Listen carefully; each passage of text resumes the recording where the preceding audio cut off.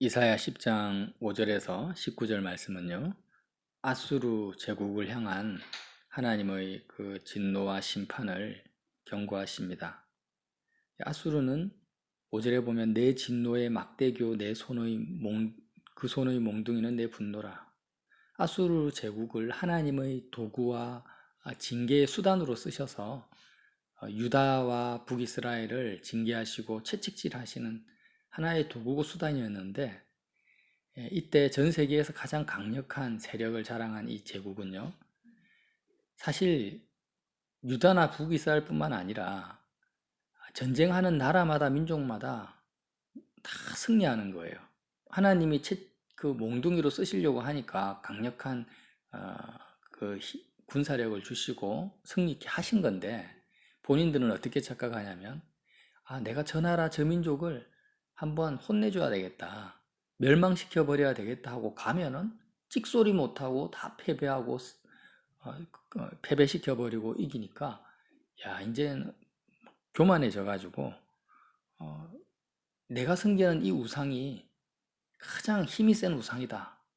이 세상에 있는 모든 각 나라마다 그때는 뭐 자신들이 섬기는 신들의 전쟁이라고 생각하거든요. 신의 대표격으로 자신들이 싸운다 했기 때문에 자기 신이 제일 세고 다른 민족의 신들은 전부 내 발 밑에 있다, 이렇게 생각을 하고 큰 소리 치고 자랑한 것입니다. 사실 아수르의 교만과 자랑은요, 당연한 것으로 우리가 생각할 수 있어요. 하나님을 믿지 않는 자들에 있어서. 실제로 이겼으니까. 실제로 전쟁하는 것마다 찍소리 못하고 다 항복하고 나오는 것을 경험했기 때문에, 뭐라고 합니까? 13절에 그의 말에, 이 아수르 왕의 말이겠죠. 그 백성들의 말입니다. 나는 내 손의 힘과 내 지혜로 이 일을 행하였나니. 하나님을 믿지 않고 모르니까 자기 힘과 자기 지혜로 다 전쟁에서 이겼다고 하는 거예요. 나는 총명한 자라. 자기가 총명하다고 합니다. 열국의 경계선을 걷어치웠고 그들의 재물을 약탈하였으며 또 용감한 자처럼 위에 거주한 자들을 낮추었다. 실제로 다 했던 팩트를 이야기합니다. 뭐 과장되거나 더 자기를 부풀린 것도 없어요. 그런데도 불구하고 하나님은 아수르를 징계하시겠다라는 것입니다. 왜냐하면 이 세상의 모든 권세와 주권과 모든 일들이 하나님의 뜻과 계획 안에 있기 때문에, 우리가 어떤 힘이나 능력이나 재력을 가졌을 때 만약에 만에 하나 아수르처럼 내가 했다, 내가 성취했다, 내 지혜로 내 노력으로 이루었다고 말하는 순간, 우리는 하나님께서 아수르를 심판하시고 멸망시키겠다고 하신 것처럼 동일하게 그렇게 말하는 사람들을 향해서 주님도 오늘 이사야 10장 말씀이 동일하게 적용이 된다는 거예요. 굉장히 무서운 말이죠. 누가 자수성가해서 국회의원이 되었습니다. 재벌이 되었어요. 그 자서전을 이제 많이 출간하잖아요. 그러면 그 말들이요, 그 자서전 속에 쓴 말들이 내가 한 것이 아니라 다 하나님이 하셨고 나는 단지 막대기고 몽둥이였을 뿐이다, 이렇게 써야 되는데, 내가 이때 이런 노력을 하고 이렇게 애를 써서 이렇게 내가 성공을 했다라고 쓰면 어떤 심판을 받겠습니까? 오늘 아수르가 받는 심판을 받는 거예요. 순식간에 다 불살라 없어질 것이라고 하지 않습니까? 15절에 도끼가 어찌 찍는 자에게 스스로 자랑하겠으며 톱이 어찌 켜는 자에게 스스로 큰 체 하겠느냐. 개인이든 제국이든 국가든 다 도끼와 톱과 같다.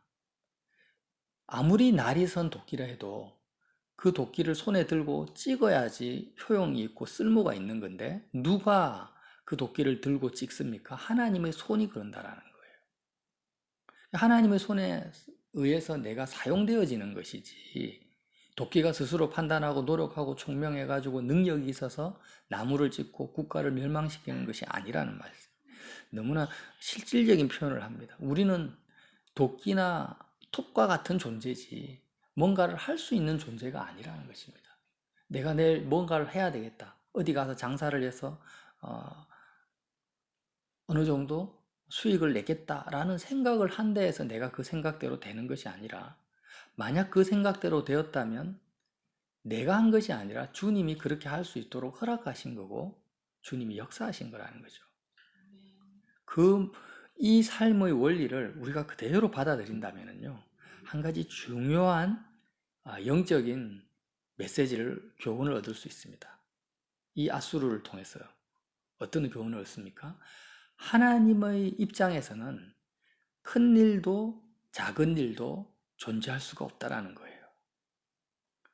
전 세계에서 가장 강력한 여러 민족과 나라를 멸망시키고 굴복시킨 아수르가 하나님 앞에서 큰 것이 아닙니다. 단지 도끼나 톱과 같은 존재였다라는 거죠. 사람들이 보기에, 특히 유다 왕이 보기에 자기는 약소국가고 아수르는 제국이니까, 야, 나도 저런 왕이 되고 싶다, 저런 나라가 됐으면 좋겠다, 어마어마하구나 하고 뒤로 나자빠질 정도로 두려워 떨면서 부러워했지만, 하나님의 눈에는 아수르 왕의 그 모든 승리와 그 업적들이 큰 것이 아닙니다. 하나님 앞에서는 큰 일이 없고 큰 나라가 없고 큰 백성이 없고 대단한 일이 없는 거예요, 이 땅에서. 사람의 관점과 하나님의 관점은 전혀 완전히 다른 거죠. 예수님이 이 말씀을 계속 복음서를 통해서 우리에게 강조해주고 있었는데, 이걸 캐치하신 분도 있을 것이고 캐치하지 못하신 분도 계실 거예요.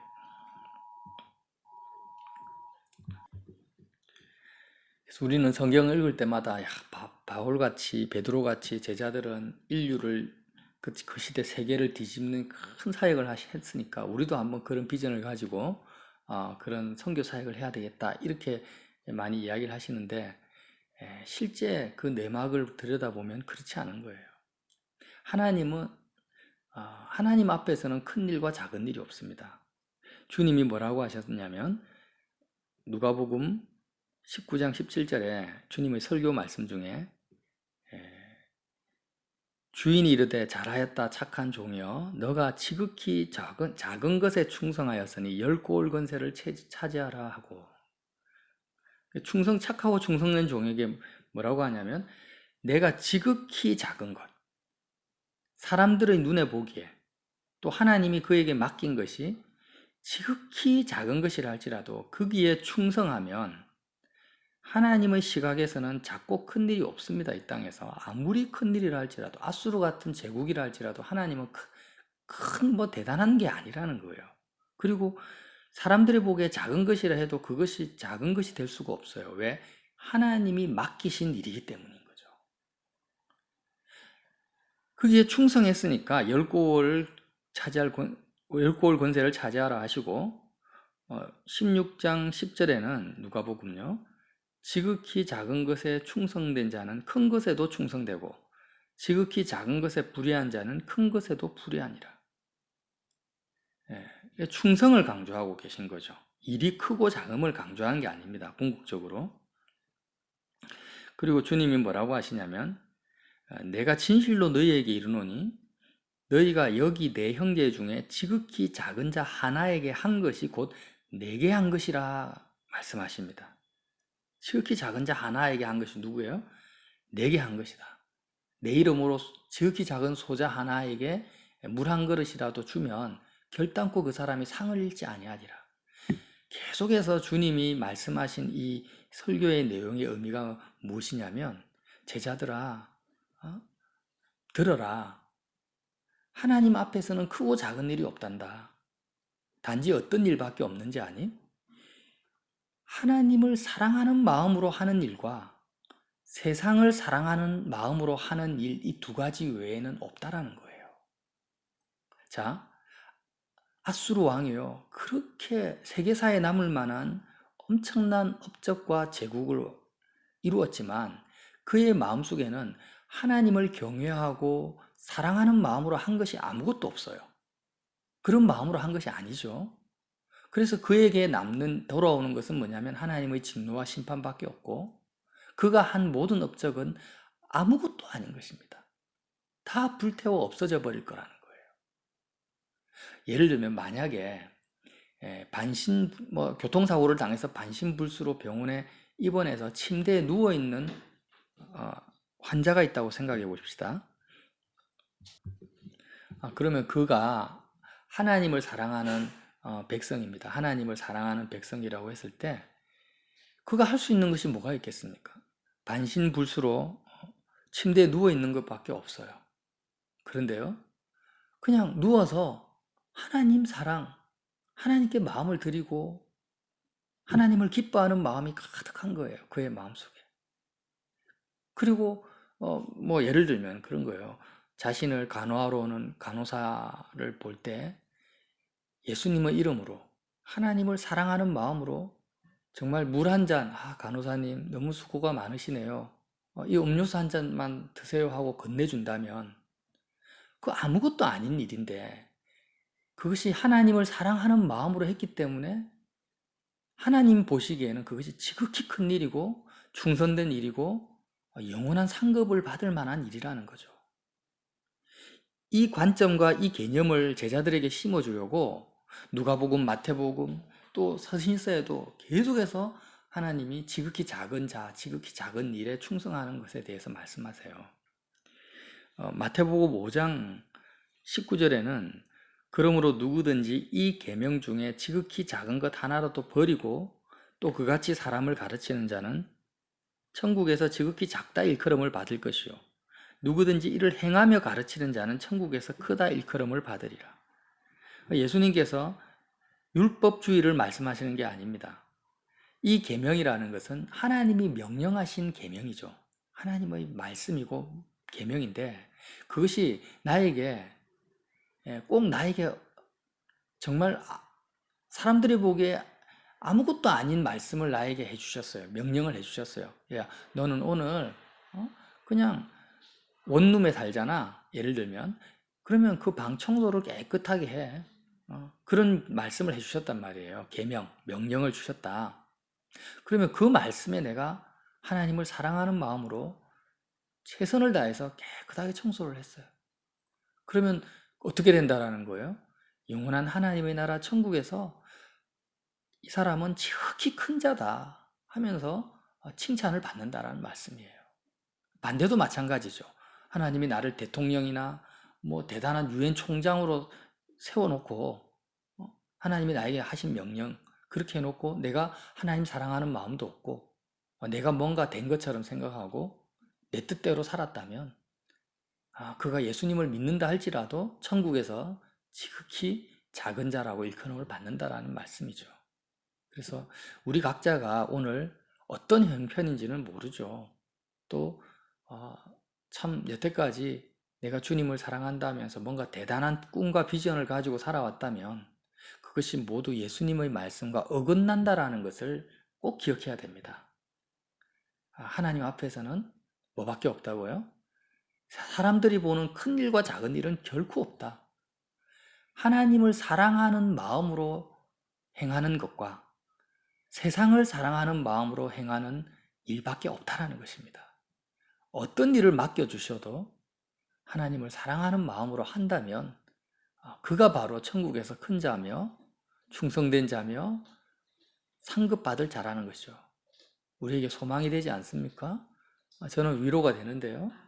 그래서 이 관점과 이 개념으로 이 말씀으로 오늘 하루도 정말 남들이 알아주든 알아주지 않든 정말 하나님을 사랑함으로 하나님을 기뻐함으로 하나님의 사랑을 표현해내는 걸어내내는 저와 여러분 되시기를 예수님 이름으로 빌어드립니다. 하나님 아버지 감사합니다. 정말 세상에서 실제로 지극히 작은 자인 우리를 선택해 주시고 우리에게 우리가 할 수 없는 엄청난 어떤 사건들을 맡기시는 것이 아니라 너가 나를 사랑하느냐? 그러면 내 양을 먹이라. 한 지극히 작은 소자 하나에게도 아버지의 마음과 기쁨을 우리가 표현해낼 수만 있다면 하나님을 사랑하는 마음으로 무엇을 하든지 그 모든 것을 찬양과 영광으로 신령과 진정으로 드리는 예배로 받아주시는 그 아버지의 은혜에 감사드리며 그 축복과 은혜를 누리며 오늘 살기를 원합니다. 주님 도와주시고 인도하여 주시옵소서. 예수님 이름으로 빌어드립니다. 기도합니다.